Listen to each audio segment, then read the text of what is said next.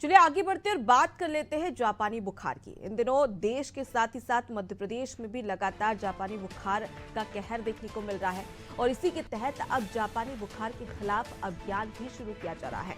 आज से टीकाकरण अभियान शुरू होगा। 1 से 15 साल तक के बच्चों को ये टीका लगेगा। प्रदेश भर में अभियान चलाया जाएगा जहां मच्छर के काटने से दिमागी बुखार फैलता है।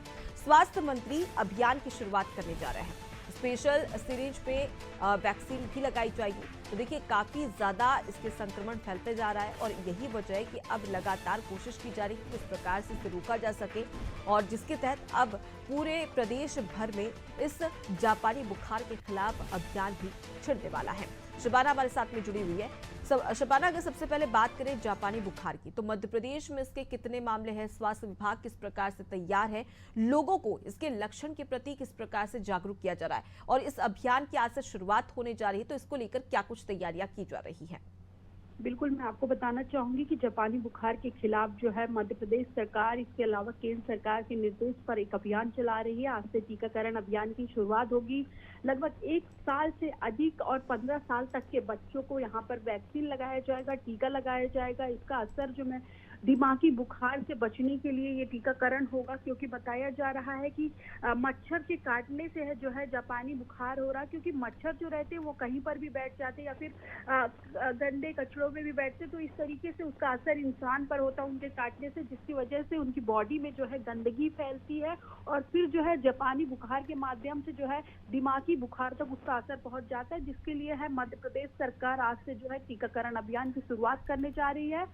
डिप्टी सीएम और स्वास्थ्य मंत्री जो है राजेंद्र शुक्ला जो है अभियान की शुरुआत भोपाल के सरकारी हॉस्पिटल से करेंगे। तो सबसे बड़ी बात यह है कि सरकार लगातार जो है, स्वास्थ्य विभाग लगातार जो है इसको लेकर अवेयरनेस फैला रहा था, जागरूकता फैला रहा था, लेकिन आज वो दिन आ चुका है जब से टीकाकरण की शुरुआत होगी। और बताया जा रहा है कि ये 15 साल तक के बच्चों में ज्यादा से ज्यादा इसके लक्षण मध्य प्रदेश में पाए गए हैं। तो कहीं ना कहीं आज से अभियान की शुरुआत होने के बाद लोगों में जागरूकता फैलेगी और जागरूकता के माध्यम से ज्यादा लोग इससे अवेयर होंगे। और अगर मैं व्यवस्था की बात करूं आज के टीकाकरण अभियान की, तो कहीं ना कहीं मध्य प्रदेश सरकार लगभग 1.5 लाख से अधिक बच्चों को इस टीकाकरण का लाभ पहुंचाएगी केंद्र सरकार के निर्देश पे। इसके अलावा जो है सभी सरकारी हॉस्पिटल मध्य प्रदेश के, इसके अलावा अलग अलग केंद्र बनाए गए हैं जहां पे नर्सों को बैठाया जाएगा। इसके अलावा जो है अधिकारी जो होते हैं स्वास्थ्य विभाग के, वो लगातार स्थानीय जो केंद्र बनाए जाएंगे वहां का दौरा करेंगे और जो है स्पेशल सिरिंज से जो है वैक्सीन लगाई जाएगी। तो सबसे बड़ी बात है कि सरकार जो है, चाहे आप बच्चों की बात कर लीजिए, बुजुर्गों की बात कर लीजिए, आम जनता से जुड़े हर वो जो है स्वास्थ्य को लेकर कहीं ना कहीं अवेयरनेस दिखा रही है। और सरकार लगातार ये कोशिश कर रही है कि पिछले दिनों जिस तरीके से कोरोना का असर पूरे देश भर में देखने को मिला था, ऐसी कोई स्थिति उत्पन्न ना हो, जिसके लिए सरकार लगातार अलर्ट है। और यहाँ पर सभी जो सरकारी हॉस्पिटल है उनको निर्देश दे दिया गया है कि ज्यादा से ज्यादा जागरूकता अभियान फैलाया जाए।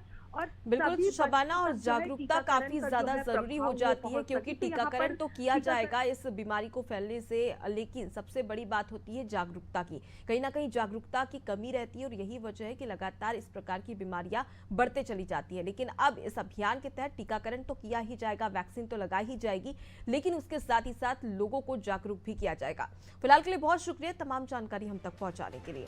देखिए जापानी बुखार के क्या क्या सिम्टम्स होते हैं, लक्षण होते हैं, वो भी हम आपको बता देते हैं। जहां पर तेज बुखार आता है, गर्दन में अकड़न होती है, सिर दर्द होता है, बुखार आने पर घबराहट होती है, उसके साथ ही ठंड के साथ ही साथ कपकपी भी आती है, कभी कभी मरीज कोमा में भी चला जाता है। तो ये तमाम सिम्टम्स है। अगर आपको भी इस प्रकार के सिम्टम्स हैं तो तुरंत अस्पताल जाए, अपना इलाज करवाए, जहां पर ऑक्सीजन की सबसे ज्यादा कमी रहती है। ऐसे में डॉक्टर यहाँ पर ऑक्सीजन मास्क भी लगाते हैं और उसके साथ ही साथ जापानी बुखार की वैक्सीन भी उपलब्ध है। ज्यादा जब ये बीमारी बढ़ जाती है तब वैक्सीन भी लगाई जाती है।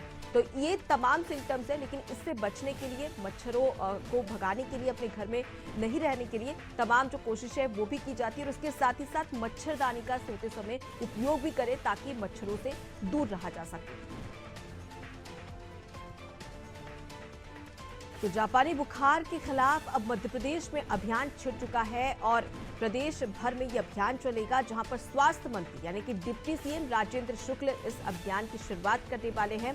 स्पेशल सिरिंज से वैक्सीन भी लगाई जाएगी, यानी कि कुल मिलाकर जापानी बुखार का खात्मा करने के लिए इसके खिलाफ अभियान की जंग